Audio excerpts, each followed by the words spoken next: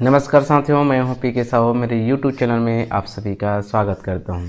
दोस्तों, आज Sunday comments में आपके महत्वपूर्ण कमेंट्स, जिसका बार बार कमेंट्स आ रहे थे कि जितने भी पद आए हैं यदि उसको आरक्षण के आधार पे बांट दिया जाए तो कितना कितना पद पड़ेगा सामान्य रूप से।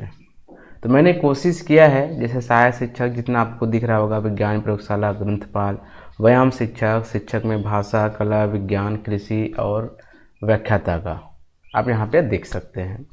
इसका इतना ज़्यादा मतलब वैकेंसी या पोस्ट आने वाली है।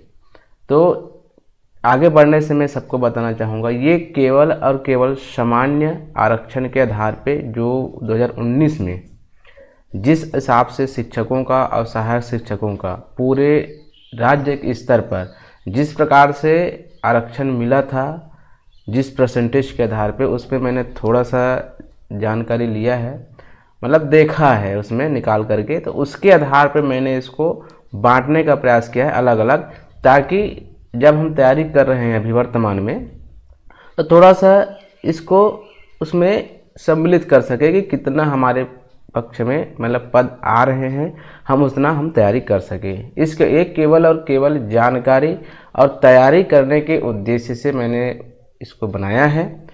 और कई लोग इसमें थोड़ा सा कमेंट्स भी कर सकते हैं कि इस प्रकार से नहीं आएगा, तो मैं भी जानता हूँ ये कोई ऑथेंटिक नहीं है।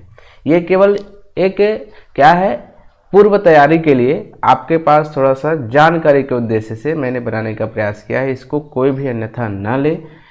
केवल पदों का मैंने अलग अलग विभाजन करने का प्रयास किया है, जो कि पहले से बोल रहा हूँ कि ये ऑथेंटिक नहीं है, लेकिन इसी के आधार पे अब इसी तरह से थोड़ा सा किया जा सकता है। लेकिन ध्यान रखिएगा, यहाँ पे संभागों के आधार पे भी आरक्षण घट सकता है, बढ़ सकता है। यदि मैदानी इलाकों में पद ज़्यादा आता है तो पदों की संख्या बढ़ सकती है, आरक्षणवार किसी आरक्षण में घट सकता है, किसी में बढ़ सकता है। उसी प्रकार से सरगुजा बस्तर में अधिक पद आते हैं तो किसी अन्य कैटेगरी का पद बढ़ सकता है, किसी अन्य का घट सकता है, मतलब घटना बढ़ना तय है। यदि अब मैंने इसको पूरा सामान्य लेके चला है पूरे संभाग में, ठीक है। तो चलिए पहले शुरू करते हैं हम। यहाँ पे देखिए, सहायक शिक्षक का मैंने आरक्षण के आधार पर बांटने का प्रयास किया है। जैसे पद कितना है, 19,129 पद है, ठीक है। तो यहाँ पे अनारक्षित, ओबीसी, एससी और एसटी में केवल सामान्य ना, इसमें कोई पीएच नहीं, कोई ईएक्स नहीं, कोई महिला नहीं, केवल अनारक्षित, ओबीसी, एससी, एसटी के अंतर्गत कितने कितने पोस्ट आ सकते हैं, केवल अनुमानित। तो यहाँ पे देखेंगे अनारक्षित का 7,000 से लेकर के 8,000 तक के पद जो है इसके अनारक्षित में आ सकते हैं, मतलब मिल सकते हैं। ओबीसी में आप देखेंगे यहाँ पे तो 2,487 से 2,678 तक के पद आ सकते हैं। एससी में 1,913 से 2,295 तक के आ सकते हैं। और एसटी में आप देखेंगे तो 5,930 से 7,651 तक के पोस्ट इसमें जा सकते हैं, ठीक है। उसके बाद हम देखेंगे विज्ञान प्रयोगशाला का। आपको पता है इतने पद के लिए वित्तीय भार बताया गया है 3,212 के लिए। तो इसमें भी हम देखेंगे तो अनारक्षित में 1,188 से 1,381 तक के अनारक्षित में आ पाएंगे। और ओबीसी में आप देखेंगे तो 418 से 450 तक के पद आ सकते हैं। एससी में 321 से 385 तक के आ सकते हैं। अब एसटी में 996 से 1,285 तक की पोस्ट आ सकते हैं इस पद के आधार पे।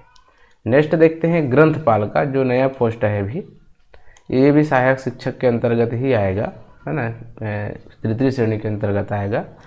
तो यहाँ पे आप देखेंगे तो अनारक्षित में इसमें 682 से 793 तक के पद आ सकते हैं। ओबीसी में 240 से 258 तक के आ सकते हैं। एससी में 184 से 221 तक के आ सकते हैं। और एसटी में 572 से 738 पद तक के आ सकते हैं। नेक्स्ट देखते हैं व्यायाम शिक्षक का, जिसमें पद है 108, ठीक है। तो इसमें आप देखेंगे अनारक्षित को 39 से 44 पद मिल सकते हैं।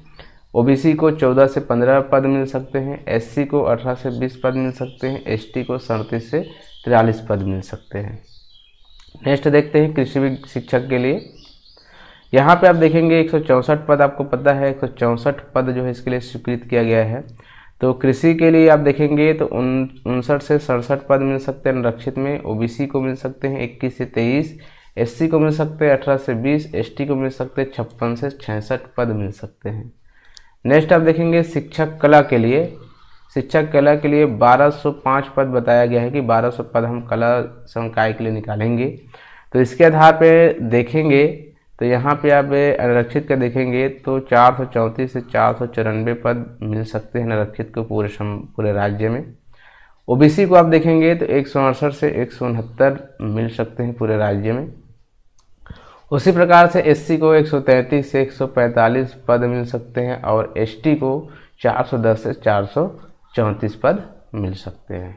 ठीक, अब आगे हम देखते हैं भाषा के लिए। आप देखेंगे भाषा में हिंदी, अंग्रेजी, अभी छत्तीसगढ़ी भी बोला गया है और आपका अंग्रेजी, संस्कृत भी आ सकता है। भाषा में तृतीय भाषा, प्रथम भाषा, द्वितीय भाषा के आधार पे, है ना। इस प्रकार से 2186 पद यहाँ पे स्वीकृत किया गया भाषा के लिए।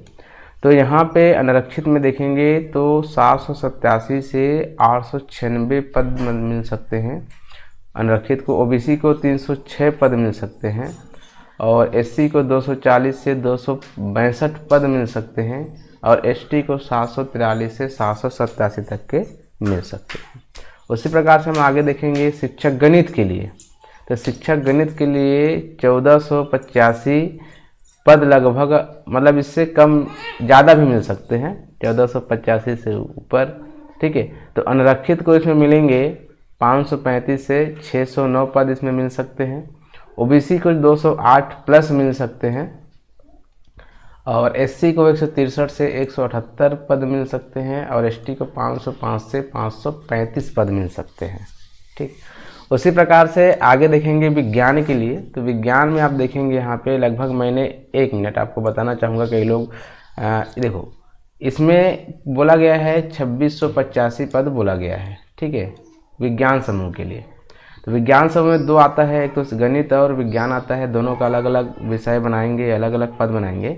तो मैंने गणित में ज़्यादा पद ले लिया है 1485, और मतलब अपने हिसाब से, ये भी कोई ऑथेंटिक नहीं है। और विज्ञान के लिए ये देखो 1200 मैंने ले लिया है, मतलब उसमें 285 पद मैंने अलग ले लिया, क्योंकि गणित के लगभग हमेशा जो है ज़्यादा पद आता है, इसीलिए मैंने इसमें 285 पद ज़्यादा ले लिया है। अब यहाँ पे देखेंगे तो आरक्षित में 432 से 492 तक के पद मिल सकते हैं इसको। ओबीसी को 168 प्लस पद मिल सकते हैं। एससी को 132 से 140 पद मिल सकते हैं और एसटी को 408 से 432 पद इसको भी मिल सकते हैं। तो दोस्तों ये रहा, जितने भी कैटेगरी के हिसाब से मैंने इसको बांटने का प्रयास किया है अपने हिसाब से। 2019 के पदों के विवरण के आधार पे मैंने बांटने का प्रयास किया। मैंने उसमें देखा है एक राज्य में आया था, उसमें मैंने परसेंटेज निकाला है, इस परसेंटेज के आधार पर बांटने का प्रयास किया है ना। तो ये केवल सामान्य जानकारी है, ऐसा नहीं है कि इसी के आधार पे आएंगे। लेकिन इसमें क्या है ना, जब तक कि नोटिफिकेशन नहीं आया है तब तक कि आपको भी तैयारी करने में थोड़ा सा सरल होगा कि हम यदि सहायक शिक्षक की तैयारी करते हैं तो ओबीसी में कितने रैंक तक के हमारा बनना चाहिए, है ना। तो एक आइडिया के लिए आपको बताऊंगा कि इसको और इसको जोड़ दीजिए, है ना, इसको और इसको जोड़ दीजिए। जैसे 7078 है और 2487 है ना, जैसे 9565। यदि पहला लिस्ट में यदि आपका नाम आना है तो लगभग इतना रैंक तो आपका बनना चाहिए। यदि 19,129 पद आते हैं तब की बात है ये, यानी इतने तो आपके पास बनना ही चाहिए। ठीक है, मतलब एक सामान्य उद्देश्य कि आप एक रैंक बना सकते हैं। यदि आप चाहते हैं कि इसी पद विवरण के आधार पे हमारा रैंक कितना आएगा तब हमारा मतलब हम लग सकते हैं, यदि ऐसा आपका प्रश्न बनता है तो मैं एक वीडियो अलग से बनाऊंगा। इसमें मैंने व्याख्याता का नहीं लिखा है, व्याख्याता का एक अलग से वीडियो बनाऊंगा, क्योंकि व्याख्याता का मुझे समझ नहीं आया। यदि यहाँ कोई व्याख्याता वाला भी जानना चाहते हैं कि कितना कितना पद हमको मिल सकते हैं एक सामान्य जानकारी के तौर पे, तो मैं उसका भी एक वीडियो बना दूंगा। और उसी में सभी विभागों का एक रैंक, मतलब जो मैंने बनाया उसके आधार पे पूर्व तैयारी के लिए, एक क्या है ना, किसी मैदान में जाने के लिए आपको एक तैयारी की जरूरत पड़ती है ना। तो एक अनुमानित तैयारी भी आपके पास है तो उसी के आधार पे हम तैयारी भी कर सकते हैं, ठीक। तो यदि आप चाह रहे हैं कि उस रैंक के आधार पर भी एक वीडियो बने तो ज़रूर कमेंट्स करिएगा, मैं बनाने का प्रयास ज़रूर करूँगा। और व्याख्याता को तो बनाऊँगा ही, नेक्स्ट वीडियो में उसी का रहेगा, हो सकता है शाम तक पहुँच भी जाए वो। तो दोस्तों आज के वीडियो में बस इतना ही। यदि अच्छा लगे तो लाइक कमेंट शेयर अवश्य करें। धन्यवाद।